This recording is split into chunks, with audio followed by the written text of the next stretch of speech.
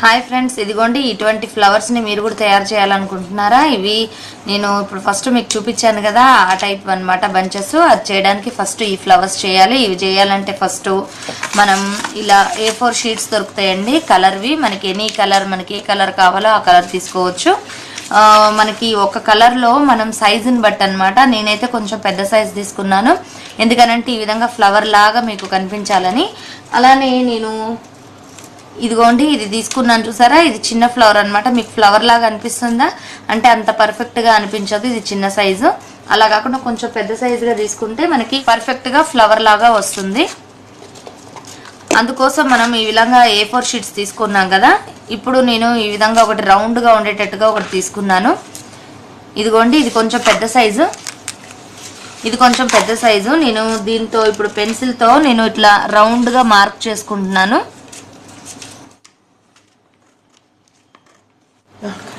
ఇదిగోండి ఇలా మొత్తం నేను సర్కిల్స్ గీసాను.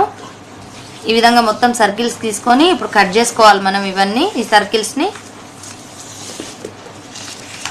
ఇదిగోండి సర్కిల్స్ కట్ చేస్తే ఈ విధంగా వచ్చాయి ఒక్కొక్కటి. మనం ఒకే పేపర్ కింద 2 3 పేపర్స్ పెట్టి చేసుకుంటే మనకు అన్నీ ఈక్వల్గా వస్తాయి. ఇప్పుడు ఈ విధంగా ఉన్న వాటిని మనం ఫ్లవర్స్ కింద మార్చుకోవాలి. ఫస్ట్ మనం ఈ విధంగా సింగిల్ పేపర్ తీసుకొని, ఇది అటువైపు ఇటువైపు రెండు సేమ్గా ఉంటుందండి. మనకి రివర్స్ అట్లా ఏమీ ఉండదు, ఎటువైపు అయినా సేమ్ కలర్గా ఉంటుంది.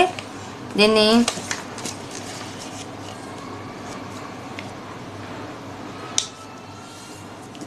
హాఫ్కి ఫోల్డ్ చేయాలి. మళ్ళీ దీన్ని హాఫ్కి ఫోల్డ్ చేశాను.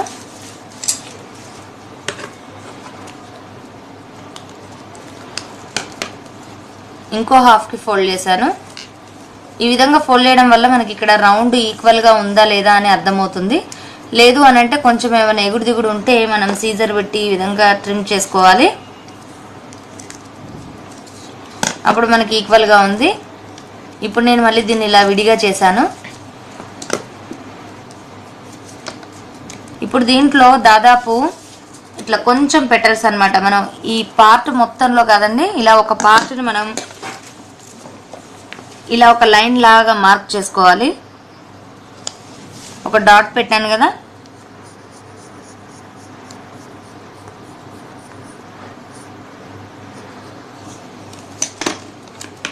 ఈ విధంగా నేను ఒక లైన్ లాగా సర్కిల్ని ఇచ్చేసాను, అంటే గీసాను.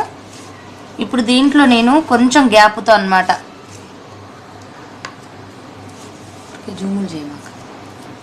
ఈ విధంగా ఉంది కదా. ఇప్పుడు దీంట్లో నేను కొంచెం గ్యాప్ అనమాట, అంటే మనకి ఎంత, ఇదిగోండి ఇక్కడ నుంచి ఇక్కడికి ఒక పెటల్, ఇక్కడికి ఒక పెటల్ ఇట్లా పెట్టాను కదా. అంటే మనకు కొంచెం కొంచెం గ్యాప్తో పెటల్స్ని కట్ చేసుకోవాలి. అందాజుగా గీసేసుకోవచ్చు, ఎక్కువ తక్కువలు ఉన్న ఏం ప్రాబ్లం ఏమి ఉండదు. ఇదిగోండి ఇలా కట్ చేసుకోవాలి హాఫ్కి.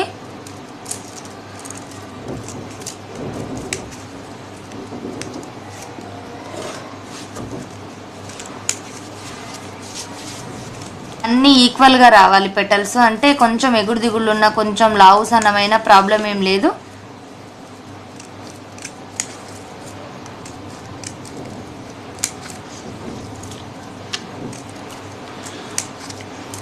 ఈ విధంగా గీసాం కదా, ఇదిగోండి ఈ విధంగా వచ్చాయి మొత్తం.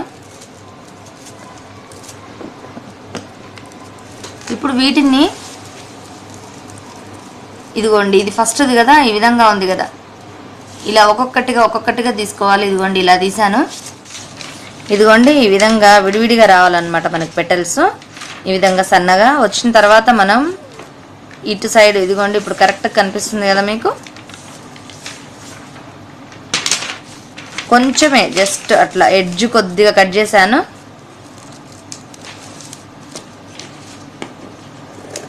మళ్ళీ ఇంకో ఎడ్జ్ కొంచెం కట్ చేశాను. నెక్స్ట్ ఇంకోటి తీసుకున్నాను.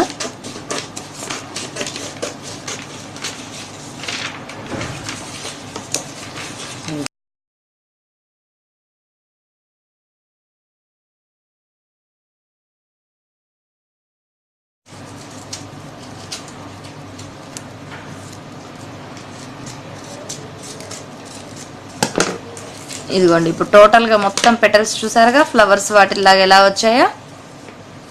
సేమ్ అలానే వచ్చినాయి కదా ఫ్లవర్స్ లాగా మీకు.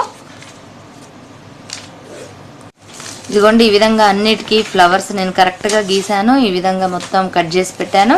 ఇప్పుడు వీటిని ఫ్లవర్స్ కింద మనం మార్చుకోవాలండి. ఇప్పుడు ఆ ఫ్లవర్స్ ఎలా మార్చాలంటే ఇదిగోండి ఈ విధంగా ఓపెన్ చేసాం కదా, మనం ఓపెన్ చేసినప్పుడు ఇక్కడ రెండింటికి కలిపి ఒక జాయింట్ లాగా కనిపిస్తుంది. దీన్ని కూడా మనం సేమ్ యాజ్ ఇట్ ఈజ్ ఎంతైతే ఉందో, ఇంతకుముందు పెటల్స్ ఎంతైతే ఉన్నాయో కటింగ్ అంతవరకు కట్ చేసుకోవాలి.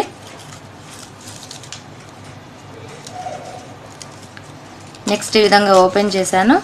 ఓపెన్ చేసినప్పుడు కూడా మళ్ళీ ఇటు ఒక ఎడ్జు, ఈ ఎదురు ఆపోజిట్లో మళ్ళీ ఒకటి జాయింట్లో ఉంటుంది. మళ్ళీ అది కూడా మనం కట్ చేసుకోవాలి. అది కూడా సేమ్ ఈ ఫ్లవర్స్ ఎంతవరకు అయితే ఉన్నాయో అంతవరకే కట్ చేయాలి.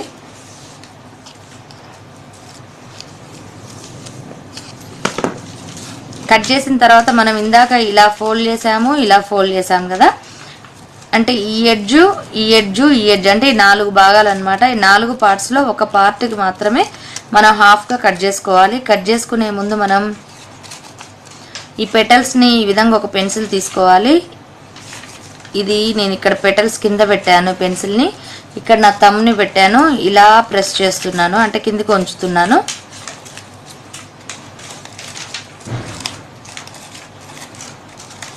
మన థంబ్తో ఇలా అనాలి. నాకు కొంచెం అలవాటు అయితే మీకు కూడా ఈజీగానే వస్తుంది.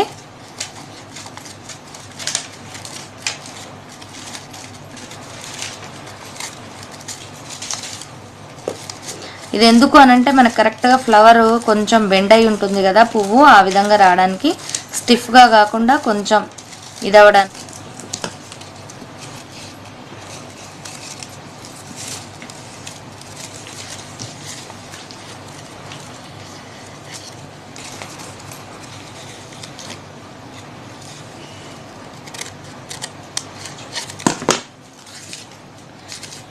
ఇప్పుడు మనం ఫెవికాల్ రాసుకునే ముందు ఒక ఎడ్జ్ని ఇట్లా ఒక పక్కన ఇలా కట్ చేసాం కదండి హాఫ్.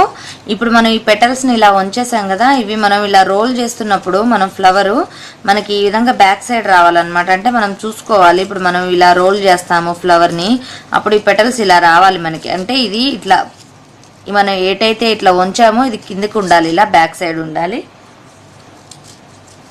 ఇది ఇట్లా ఉండకూడదండి. ఈ విధంగా ఉంటే మనకి ఫ్లవర్ మనం రోల్ చేసేటప్పుడు, ఇదిగోండి ఇలా రోల్ చేసేటప్పుడు ఏమవుతుందంటే ముడుచుకుంటుంది ఫ్లవర్, ఇది లోపలికి ఉంటే. ఈ విధంగా ఉండాలి.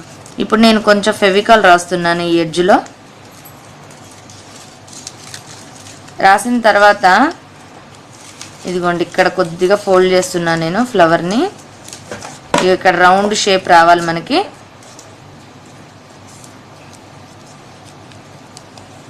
మళ్ళీ మనం ఇలా రౌండ్ చేస్తుంటే ఇదిగోండి ఇక్కడ మనకి ఫ్లవర్ షేప్ వచ్చేస్తూనే ఉంటుంది. మనకి ఇక్కడ గ్యాప్ అనేది కొంచెం మంచిగా వస్తే మనకి ఫ్లవర్ షేప్ అనేది కరెక్ట్గా వస్తుంది. అలా అని మరి లావుగా కూడా రాకూడదండి, చూసుకోవాలి. మనకి కాడ కొంచెం సన్నగా రావాలి. అప్పుడు మనకి ఫ్లవర్ కొంచెం పెద్దగా అయిపోతుంది మధ్యలో గ్యాప్ ఎక్కువ వస్తే.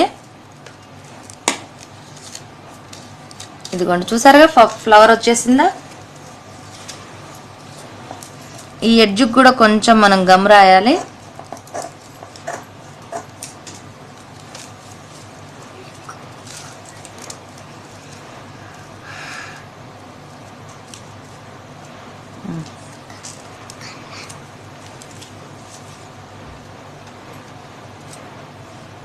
ఫ్లవర్ రెడీ అయిపోయింది.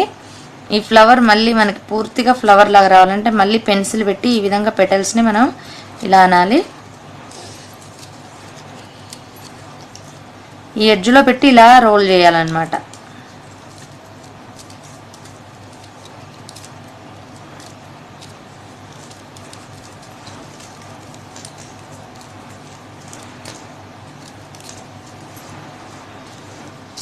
ఈ మధ్యలో మనం పెన్సిల్ని పెట్టి ఇలా సెట్ చేసుకుంటే మనకు కరెక్ట్గా ఫ్లవర్ వస్తుంది యాజ్ ఇట్ ఈజ్గా. ఇదిగోండి ఫ్లవర్ రెడీ అయిపోయింది. వీటిని అసెంబుల్ చేసుకోవాలి. అది అసెంబుల్ ఏ విధంగా చేయాలన్నది నేను మళ్ళీ చూపిస్తాను మీకు. ఇదిగోండి ఈ విధంగా కబాబ్ స్టిక్ ఉంటుంది కదా, ఏదన్నా సన్నటిది ఏదన్నా స్టిక్ లాంటిది ఉంటే అది తీసుకోండి. ఈ విధంగా ఎడ్జ్ నుంచి స్టార్టింగ్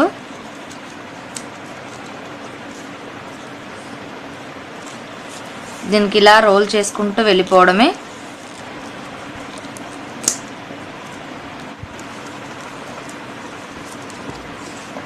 మీరు ఫస్ట్ ట్రై చేసే వాళ్ళైతే అండి న్యూస్ పేపర్లో ట్రై చేయండి ఫస్ట్. అప్పుడు ఏంటంటే మీకు పేపర్ వేస్ట్ అవ్వకుండా ఉంటుంది. న్యూస్ పేపర్లో 1-2 సార్లు ట్రై చేసిన తర్వాత మీరు అప్పుడు ఇలా షీట్ మీద ట్రై చేసుకోండి. అప్పుడు ఏంటంటే మీకు కరెక్ట్గా స్టెమ్ అనేది కరెక్ట్గా వస్తుంది.